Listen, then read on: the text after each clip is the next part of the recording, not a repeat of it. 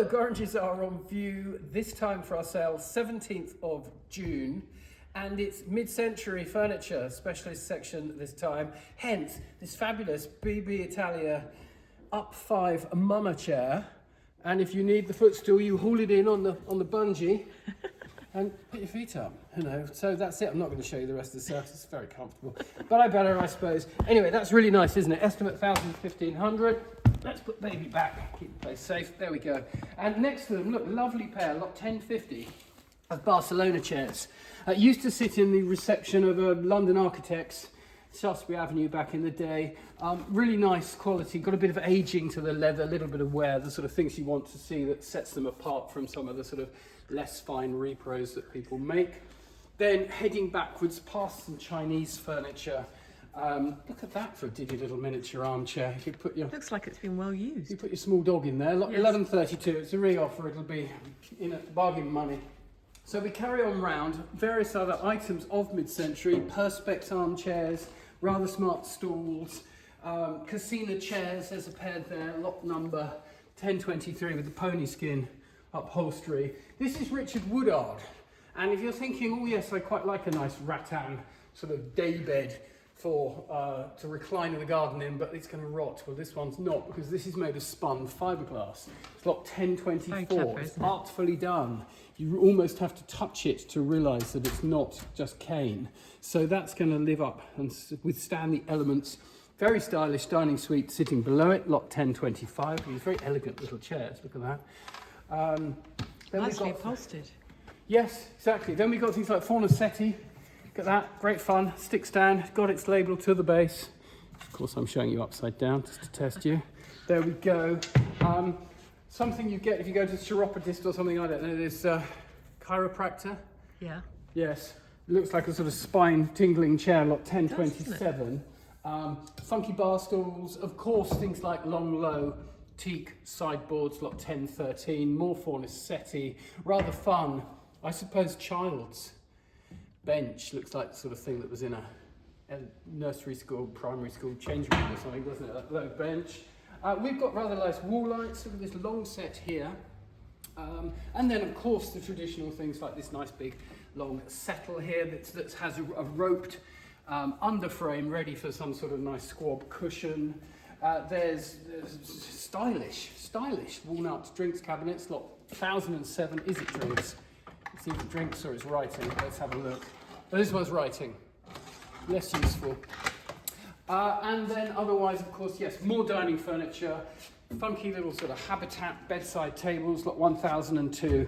Really good selection of mid-century for you to look at. It's definitely sort of growing this sale, and other good furniture as well. So have a good look at that. We'll go and look in the sale room. So here we are in the main sale room, and as well as mid-century, we also have the vinyl sale. Thank you for the music. So we have things like Bang & Olufsen, old school music centres. Those were the days, having a music centre. And various vinyl on offer, some in larger lots, some individual albums. I've seen the Kinks and Genesis and Pink Floyd and what have you up there. So interesting lot, well worth having a look at.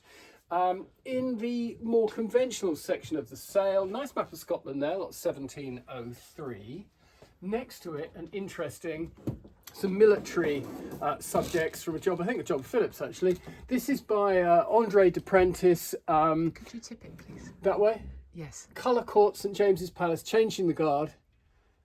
It's all going on there. Good looking picture. And one would typically associate with someone like Orlando Norrie. And this one is Orlando Norrie. This is lot 1705. Field Day Dublin, Grenadier Guards. Good looking picture. Nice condition, original watercolour by one of the foremost military artists of the time, and of course not a bad regiment for it to be depicting as well in terms of commercial appeal. So that's lot 1705. Coming around the corner here, what have I got for you to show you? I have picked out a few things that caught my eye, and he drifts backwards. So also in art, here's something quirky. Lot 1718. This is Elisa Hislop, called A Book at Bedtime. It's an original work. There's other works. I think there's another lot by her in the same sale. So that was 1718. in the smalls, here's something different. 1334, very stylish. Very stylish. Who do we think that's by? It almost looks a bit like John Skeeping, but flip it round and surprise, surprise, it's produced bizarre by Clarice Cliff, but in fact it's John Armstrong was the designer for this service. And you've got just the 6 plates, 2 tureens to go with it, but really rather stylish. It's sort of, you're buying art more than ceramics there. Next to it, beautifully made, lot 1335. Lovely, delicate little model of a Windsor chair in exquisitely done. Signed to the underside by S. King and dated 1976. We got that? Yeah. Just rather fun, isn't it? It's beautifully light to pick up as well. And while we're on wood carvings, 1353, you get what I guess is, looks a bit like Joan of Arc. It is signed on the back by A.E. Healy. And with it you get a sort of, not necessarily by Healy, but definitely carved wood, a sort of floral applique. So there we go, there's some wood carvings. Spinning round, On bubble passing wrap. these lines on bubble wrap. 1333, they're bronze. Yeah. Good and heavy, reasonably well cast. 1333, like those in passing.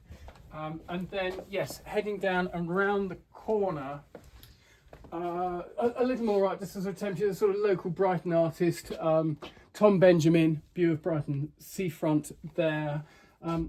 Plenty of other pictures for you to look at. Then I picked out and placed upon the counter, spinning around again, Yes. skipping past the pheasants. Here on the counter, I picked out to show you an array to summarise the marvellousness of this sale. So where should we begin? 1409, look at this. This is lovely, isn't it? This is, I guess, a late Victorian Edwardian miniature or tabletop croquet set. And everything is working, everything's beautifully painted and made. The mallets, you've got the balls, and before I get to that, you've got the hoops. Leaded weights, so you can properly play croquet with it and then That's return such it all fun. to its beautifully made stand, Yeah. where it all hangs and fits and what have you. 1409, really nice thing that. Then here, Charles Vyse, we come across these Chelsea pottery figures from time to time. This is the smaller model, the big ones can be that sort of size, often depicting travelling folk, Romany folk. The balloon seller is a more common one, which is why she's in this weekly sale, not a sort of decorative art sale. Usually makes about £300. Some of the big and rarer ones can go into the sort of 1,000 or two. That's 1489. Then sort of hybrid here. What's this? 1836. Well, it's in the silver sale because it's got a silver mount to the lid. Almost looks like Worcester porcelain from sort of 1890 or thereabouts. But actually, we look underneath and we see this is opaline glass. This is opaque glass, then sort of decorated and gilded. Just rather nicely done. Scent bottle there, clearly. So it's something a bit different. 2 sides to it. A little bit of rubbing. Pretty.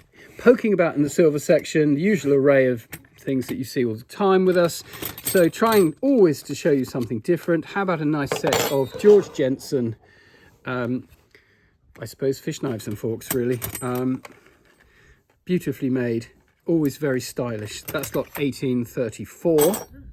And then here's a query for you. Here's a test. I'd like to test you. 1523. What is it? Well, it's obviously a corkscrew, but what's going on at this end?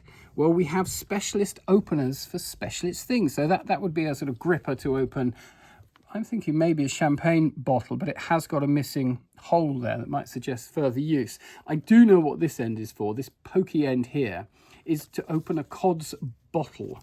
Cod's patent were, think of a old Coca-Cola bottle, about that big, sort of greeny clear glass, very heavy, crimped in neck, and there was a glass ball in the neck. Right. And when the pressured liquid was put in, the ball popped up and fixed in place and it wouldn't leak. And to get into it, you had to push it down with your Cod's bottle opener.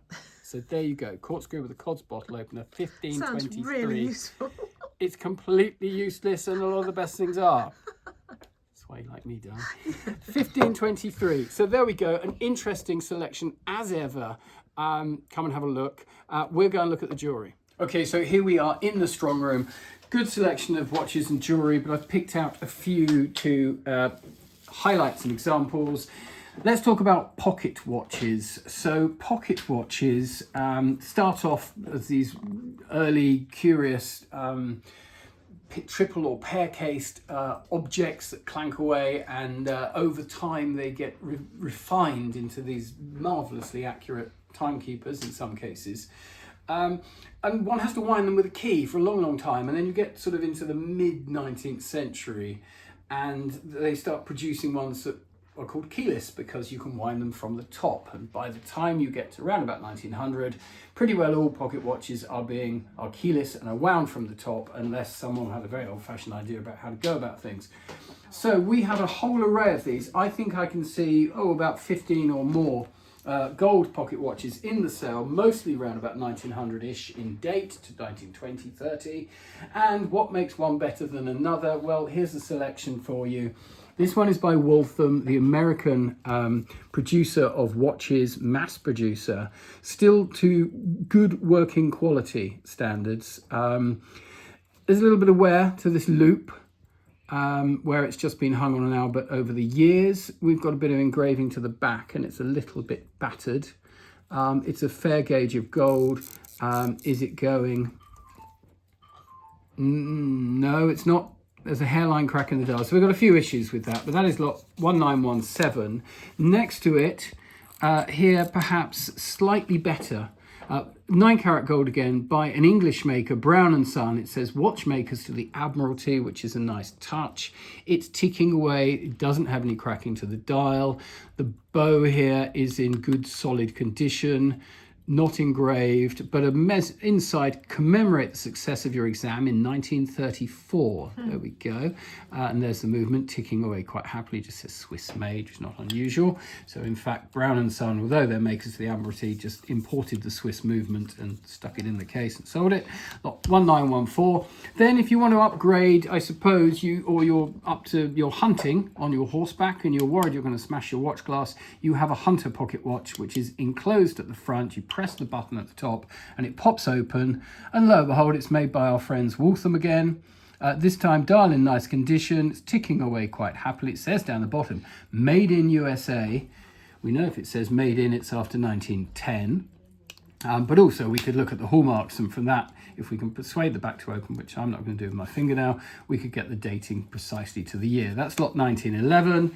And then finally lot 1912, another hunter, but this one has foliate engraved bands running around the edges, which just makes it a little bit superior in execution, similar enameled dial. And I think this one is not ticking away. It is ticking away, but it's not running the seconds hand, so it's got issues. They're all in the sale around about £400 to £600 each, but they will all fluctuate a little bit according to those subtle differences that affect what collectors want. So there we go. Otherwise, in jewellery, few selection for you. This is a showy jewel, isn't it? Lot 1940. Amethyst. Amethyst, diamond and pearl in what Roger's called is a sort of white metal setting. It almost certainly is a gold or platinum. Wonderfully dark amethyst. Yes, good dark colour, aren't they? I think we've got an estimate of 600 to 800 on that one. Next to it, rather pretty little 18 karat gold ruby and diamond flower brooch. That's rather lovely. Looks sort of 1950s, 60s. 300 to 500 estimate. Nice thing, quite wearable, I would guess. Lovely, isn't it? 1942, we love a rummage lot, don't we? What do you get? Ooh. So we get a lovely, look at that, coral strand bracelet with beautifully engine-turned ball. And then you get a little, looks like maybe 9 karat gold and maybe sapphire. The colour's a bit watery, suggesting they are real sapphires. Little twin hearts bar brooch. And then you get this gilt metal sort of suite of jewellery with the pair of earrings and a pendant brooch that's lost a tassel or 3 from the bottom, for the princely estimate of 100 to 150. So there we go. Come by me, it says. Last but not least, lot 1944. There's another brooch, but it's a showy gem, isn't it? This is diamonds, but with a synthetic sapphire. You know, a sapphire that big and that perfect would be rather exciting, but Roger's tested it and it's a synthetic, but still a handsome gem. I think we're thinking £300 to £400. So there we go. Good selection of jewellery as ever. All sorts of other goodies for you. Coming up, when? Wednesday the 19th of June. Wednesday the 19th of June, we will be conducting a valuation day at Wadhurst Castle. And should you wish to come along, and we hope you do, bring all sorts of interesting things for us to look at, you can then look at the wonderful gardens there and have a wander around and have a cup of tea and that sort of thing. So we would love you to be there Wednesday the 19th of June. Otherwise, and just 2 days prior, will have been this splendid auction of all sorts of goodies, and we wish you every luck with your bids in the sale. Thank you very much.